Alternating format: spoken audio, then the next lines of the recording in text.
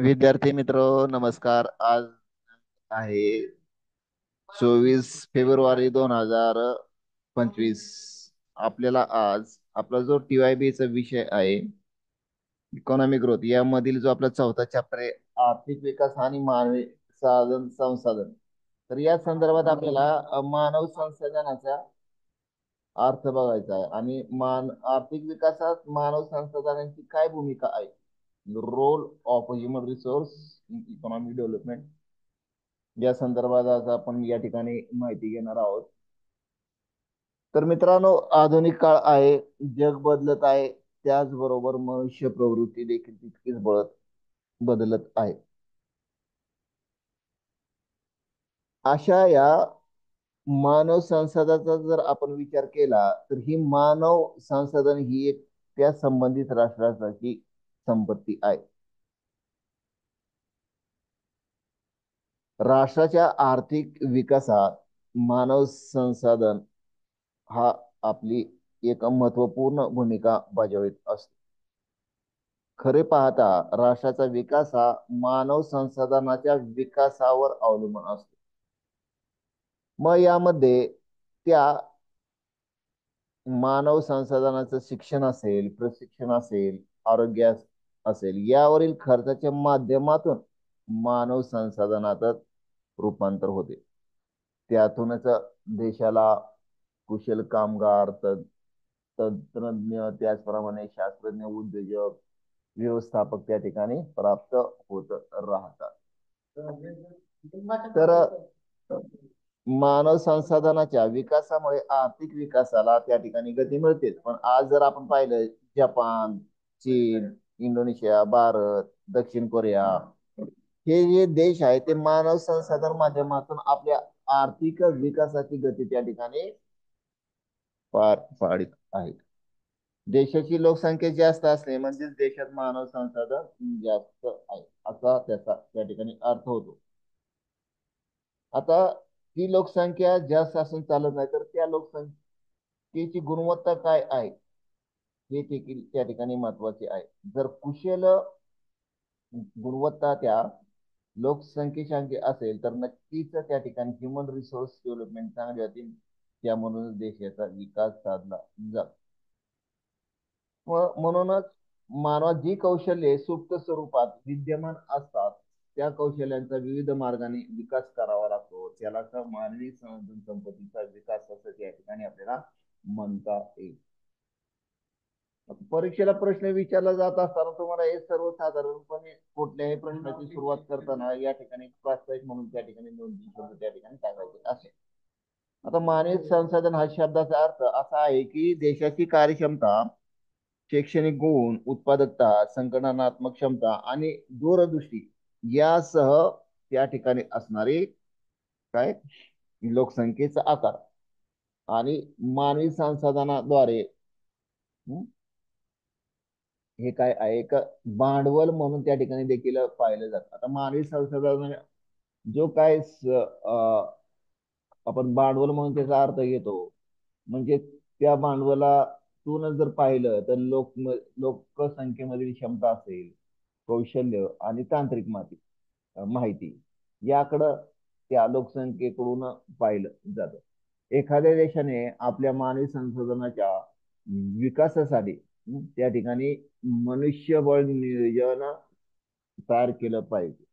म्हणजे मानवी संसाधनाच्या माध्यमातून आर्थिक विकासाच्या प्राप्तीशी संबंधित दायित्वाचा त्या ठिकाणी विचार करणे आवश्यक आहे. आता हे सगळं होत असताना त्या ठिकाणी आर्थिक विकासाच्या प्राप्तीसाठी नैसर्गिक तसेच मानव संसाधने देखील त्या ठिकाणी लक्षात घेतली पाहिजे. म्हणजे या दोहोंच्या माध्यमातून जर आर्थिक विकास पोषक कसा होईल हे त्या ठिकाणी पाहिलं पाहिजे. हम्म? मग जर संबंधित देशाची जर लोकसंख्या अधिक असेल आणि त्या ठिकाणी नैसर्गिक संसाधनाचा सोर्स कमी असेल, तर त्या ठिकाणी त्या मानवी संसाधनातून त्या नैसर्गिक साधन संपत्तीचा देखील पुढे विकास कसा होईल आणि त्यातूनच मानवी संसाधन सुद्धा कशा प्रकारे विकास होईल. म्हणजे संसाधनाची कार्यक्षमतेने वापर, त्याचप्रमाणे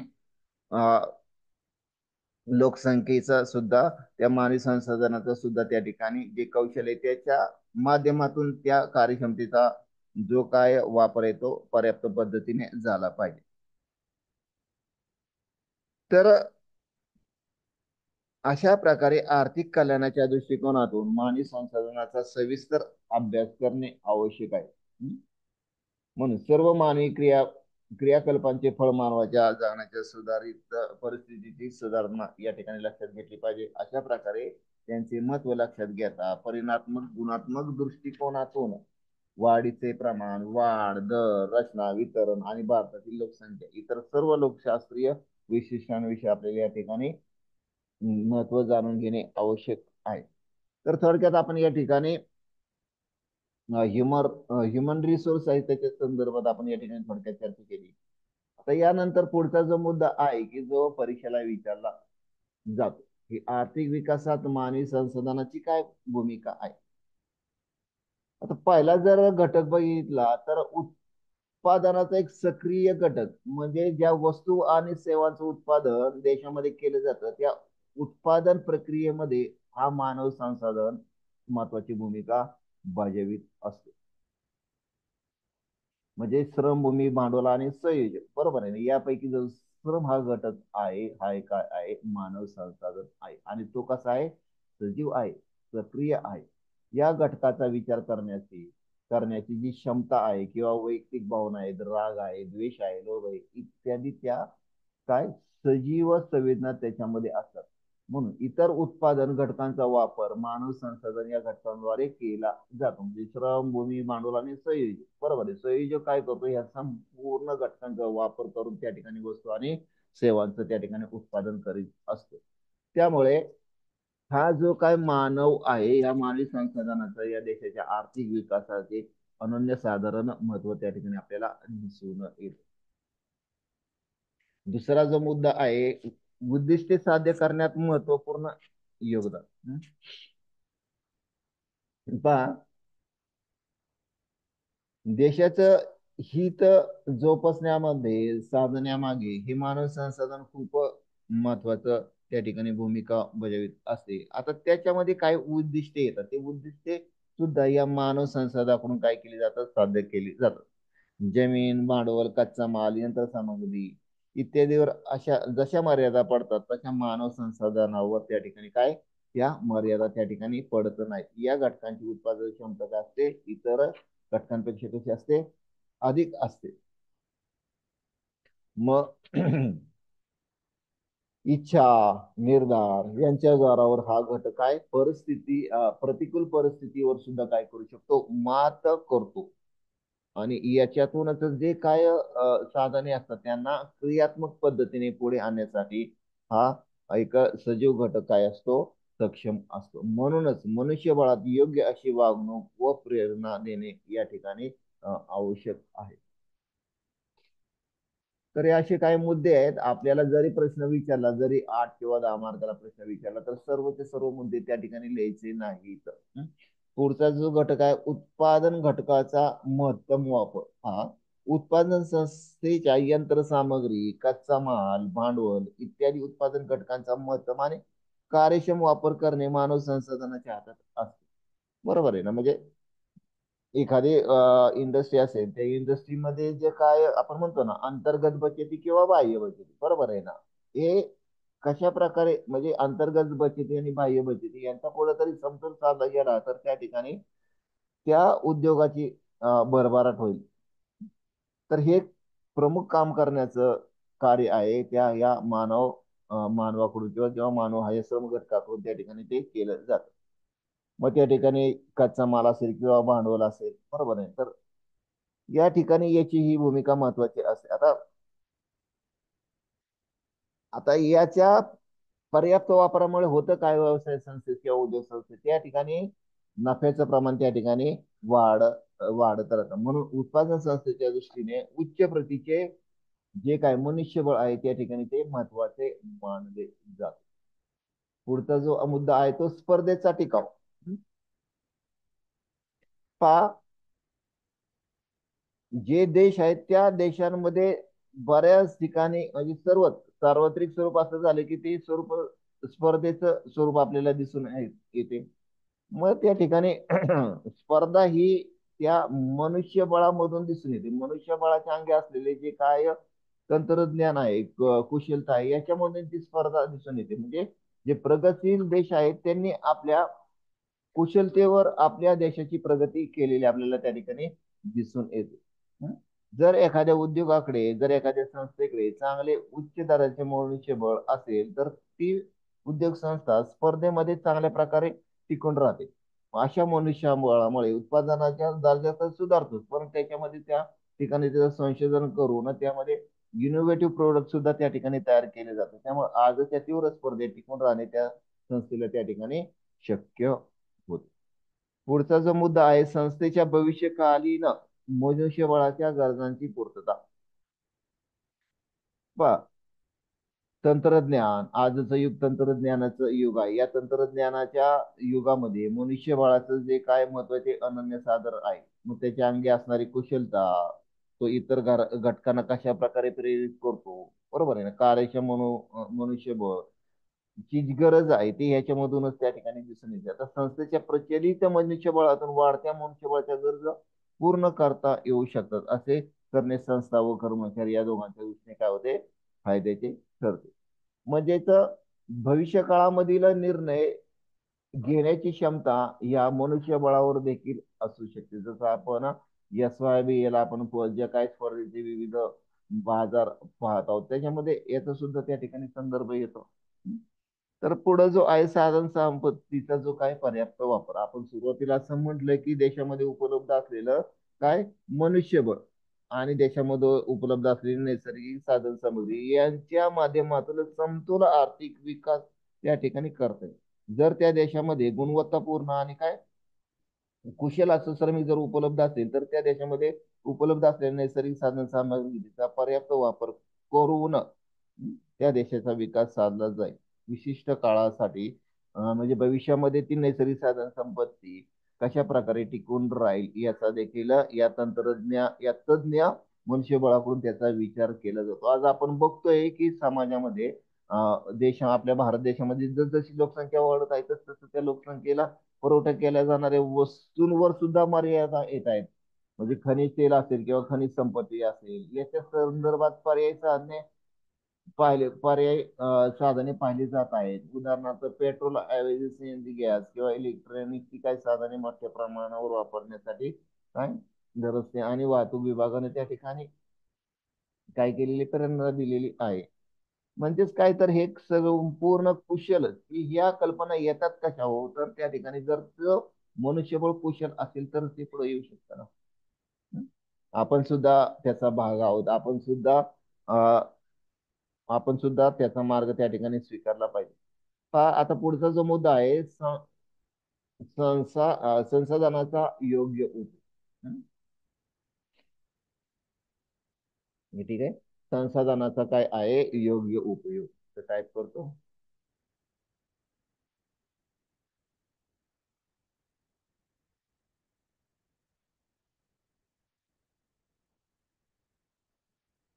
आता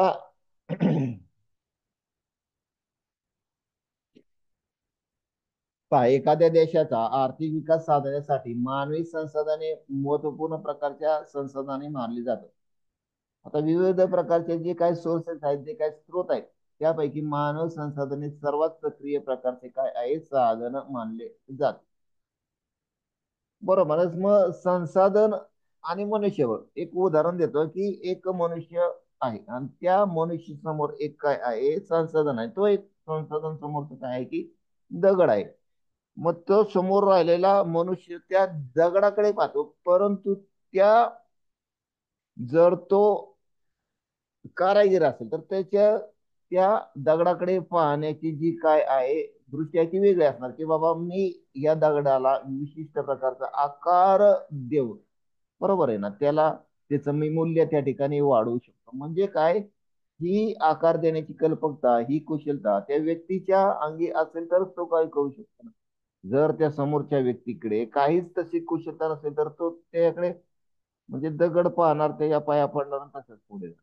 अशी ही परिस्थिती आपल्याला आहे. म्हणजे एखादा कुशल मनुष्यबळ कसं होईल, म्हणजे छत्रपती शिवाजी महाराजांनी गड किल्ल्याची बांधणी करताना त्यांचा दूरदृष्टिकोन काय होता, की स्वराज्याची स्थापना करायची असेल तर एक सक्षम पायाभूत अशी संरचना तयार केली पाहिजे.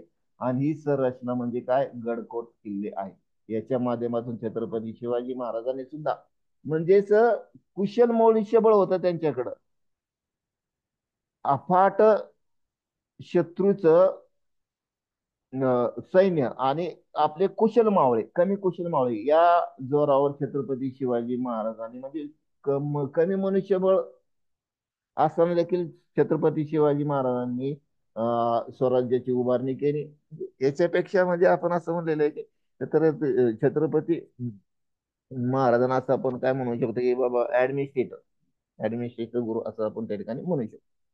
म्हणजे विशिष्ट परिस्थितीमध्ये मनुष्यबळ आणि त्या मनुष्यबळाचा काय त्या संबंधित देशामध्ये असणारी जी काही नैसर्गिक साधन संपत्ती आहे त्याच्या माध्यमातून त्या देशाचा विकास कसा करता येईल, म्हणजे देशाच्या आर्थिक आणि राजकीय विकासासाठी महत्वपूर्ण असलेले कौशल्य, शिक्षण आणि अनुभव असलेल्या व्यक्तींची संख्या वाढवणे ही प्रक्रिया आहे. आता कौशल्य विकास, बरोबर आहे, कौशल्य विकास हा एक महत्वाचा मुद्दा आहे. पहा, आता TYBA ला जो काय पॅटर्न आहे तो कोणता आहे,